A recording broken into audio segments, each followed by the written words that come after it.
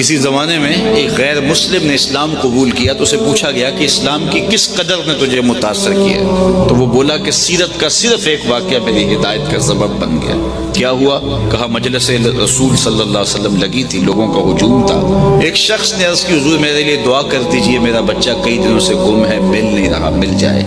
قبل اس سے کہ حضور کے ہاتھ اٹھتے اور اجابت کے سارے در کھل جاتے، ایک شخص مجلس میں موجود تھا، کھڑا ہو گیا، حضور میں ابھی فلاں باغ کے قریب سے گزر کے آیا ہوں اور میں اس کے بچے کو جانتا ہوں، وہاں میں نے بچوں کے ساتھ کھیلتے ہوئے دیکھا۔ باپ نے جب سنا کہ میرا بچہ فلاں باغ میں ہے تو اس نے دوڑ لگا دی، فرمایا اسے بلاؤ۔ بلایا گیا، بہت جلدی۔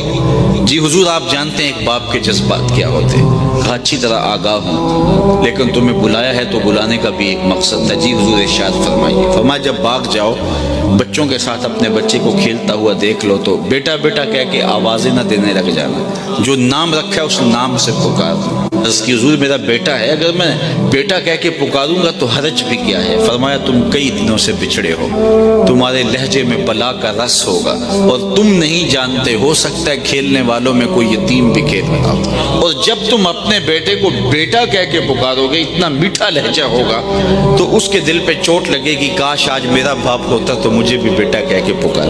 کہا یہ شوق گھر جا کے پورا کر دیتا، کوئی لاؤ تو صحیح کائنات میں ایسا۔ بیوہ کے سامنے اپنی بیوی سے پیار کرنے سے روکا گیا، یہ شریعت بیضا کا مزاج ہے۔ غریب کے سامنے اپنی دولت کی نمائش کرنے سے منع کیا گیا، بلکہ میرے حضور نے یہاں تک فرمایا اپنے گوشت کی خوشبو سے غریب ہمسائے کو تکلیف نہ دو، یا تو تھوڑا سا پانی زیادہ ڈال لو اور شوربے کی ایک پیالی ہمسایوں کے گھر بھی بھیج دو، اور اگر ایسا نہیں کر سکتے تو ایسے زاویے میں کھانا پکاؤ کہ اس کے بچوں تک مہک نہ پہنچے۔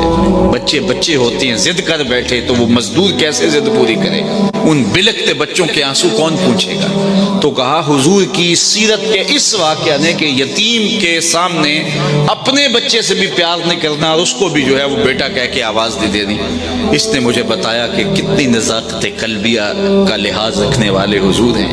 رب بھی قرآن میں کہتا ہے عزیز علیہ ما عنتم، تمہارا مشقت میں پڑنا نبی پہ گراں گزرتا ہے۔ اے امتی تیرے پاؤں میں کانٹا چبھے تو تکلیف مجھے